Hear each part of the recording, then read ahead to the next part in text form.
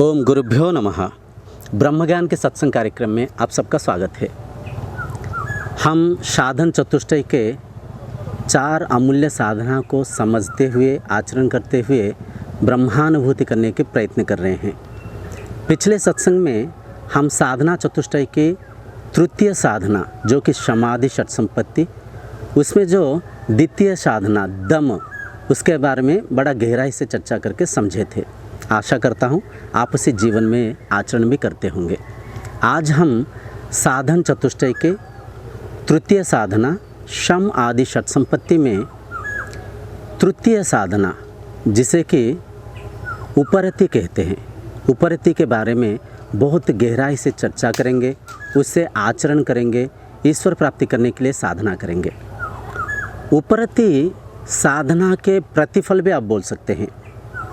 उपरति को अष्टांग योग में प्रत्याहार भी बोला जाता है। प्रत्याहार जब आप देखिए, हम शम दम को तो चर्चा कर चुके हैं, उस वीडियो को आप इसी चैनल में अगर नहीं देखे तो देख पाएंगे। जब शम साधना को आचरण करते हुए आप इंद्रियों को निगरानी करेंगे, जो 5 ज्ञानेंद्रियां हैं उनके चंचलता को, उनके व्याकुलता को, इंद्रियों के माध्यम से हम जो भी गलत करते हैं, गलत खान पान, गलत सोच विचार, गलत चीज़ों को देखना, गलत परिचिंतन करना, गलत स्पर्शानुभूति लेना, ये जो भी गलत विषयों का हम करते हैं जीवन में, जो भी हम गलत आचरण करते हैं, इंद्रियों की विषय की, इंद्रियों के द्वारा जो सुख की लालसा में जो भी हम गलत करने के प्रयत्न करते हैं, शम साधना में उस इंद्रियों की गलती को हम परखते हैं। दम साधना में अपना जो भी चाहत, इंद्रियों की जो भी भोग्य वस्तु के चाहत है, जिसे कि हम फेवरेट बोलते हैं, फेवरेट अंग्रेजी में आजकल हम favourite food, favourite hero, favourite drink, favourite place, so favourite बोलते हैं। मतलब अपना जो इष्ट पदार्थों को, इंद्रियों की भोग्य वस्तु पदार्थों में अपने इष्ट पदार्थों को हम दमन के द्वारा नियंत्रित करते हैं। तो शम को, दम को जब हम आचरण करेंगे, निष्ठावान होके जब हम इंद्रियों की उनके स्वस्थिति में स्थित कर देंगे, धीरे धीरे उपरति घटित होगा। उपरति मतलब मन में एक शांतता आएगा, मन में एक ठहराव आएगा, मन में एक सुकून आएगा। जब मन अपने स्वस्थिति में रहेगा, इंद्रियां उनके भोग्य वस्तु से कट जाएंगे, इंद्रियां अपना स्वस्थिति में रहेंगे, तो धीरे धीरे साधना अंतर्मुखी हो पाएगा। आप धीरे धीरे मन के धारणा को कर पाएंगे। धारणा ध्यान के बारे में हम जब अष्टांग योग के बारे में चर्चा करेंगे उसमें समझेंगे। बस अभी आप इतना समझिए, उपरति साधना के प्रतिफल है। शम को, दम को जब आप आचरण करेंगे, साधना के माध्यम से आप आचरण में, व्यवहार में लाएंगे, उपरति घटित होगा। उपरति में इंद्रियां शांत हो जाते हैं, अपने भोग्य वस्तु से कट जाते हैं। इंद्रियों के माध्यम से जेहेतु मन परिचालन होता है, मन भी शांत हो जाता है, मन में एक स्थिरता आ जाता है, मन में एक सुकून आ जाता है। वैसे शांत मन, वैसे स्थिर चित्त ब्रह्म ज्ञान को समझ पाता है, गुरुवाणी को पकड़ पाता है, अपने अंदर एक निष्ठा जागृत होता है, अपने अंदर मुमुक्षत्व प्रवलित होता है। हम ब्रह्मानुभूति करने के लिए, ईश्वर प्राप्ति करने के लिए अंतर चक्षु को खोल पाते हैं, अंतर यात्रा कर पाते हैं। क्योंकि देखिए, मन जब तक शांत नहीं होगा, मन के दृष्टा को, मन के साक्षी को मन नहीं देख पाएगा।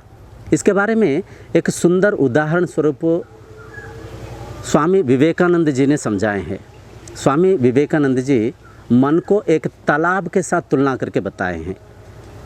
अगर हम एक तालाब को देखें, तालाब के पानी अगर दूषित होता है, तालाब में कई सारा कीचड़ कचरा होता है, तालाब में अगर कई सारा तरंगे होते हैं, तो उस तालाब के सतह को हम नहीं देख पाएंगे, क्योंकि वो जो कीचड़ कचरा, वो जो दूषित पानी, वो जो तरंगे हैं, तालाब के सतह को हमें देखने में बाधा विघ्न करते हैं, नहीं देख सकते। मान लीजिए तालाब के पानी शुद्ध हो, क्लियर और क्रिस्टल हो, बिल्कुल शुद्ध पानी हो, तालाब में कोई कचरा ना हो, तालाब के पानी में एक ठहराव हो, कोई तरंग ना हो, कोई वृत्ति ना हो, कोई तरंग ना हो, तो वैसे शांत तालाब, ऐसे शुद्ध पानी के बीच में से आप उस तालाब के सतह को, बॉटम ऑफ द लेक को देख पाएंगे। तो यहाँ पे जेहेतु ब्रह्म साक्षी के रूप में, आधार के रूप में, मन के ऊर्ध्व में है, तो उस मन के ऊर्ध्व में जो ब्रह्म है, जो आत्मा है, जो ईश्वर है, उन्हें अनुभव करने के लिए, उन्हें पहचानने के लिए आपको अंतःचक्षु की आवश्यकता है। मन जब चंचल रहता है, मन जब व्याकुल रहता है, मन जब अस्थिर रहता है, मन बाहर रहता है, बहिर्मुखी रहता है, तो जब उपरति घटित होगा, मन शांत होगा, मन अंतर यात्रा प्रयत्न करेगा, जो भी अंतर चक्षु को खोलेगा और उस अंतर्यामी को पहचानने में प्रयत्न कर पाएगा।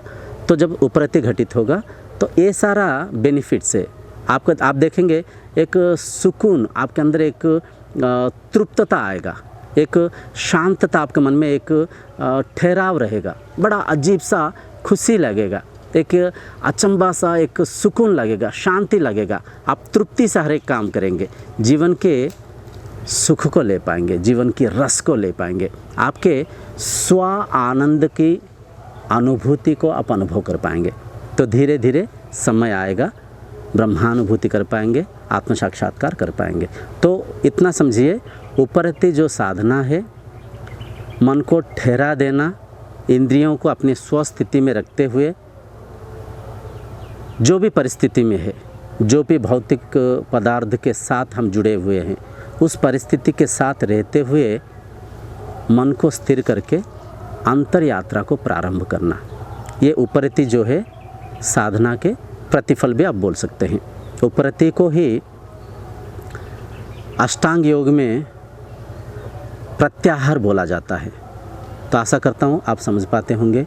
आगामी अध्याय में, आगामी सत्संग में हम तितिक्षा साधना, जो कि साधन चतुष्टय के समाधि षट संपत्ति के चौथे साधना है, तितिक्षा के बारे में समझेंगे, उससे आचरण करेंगे, ईश्वर प्राप्ति करने की प्रयत्न करेंगे। आगामी सत्संग तक आपसे विदाई मांगता हूँ। तब तक ओम सर्वे भवन्तु सुखिनः, ओम शांतिर्भवतु।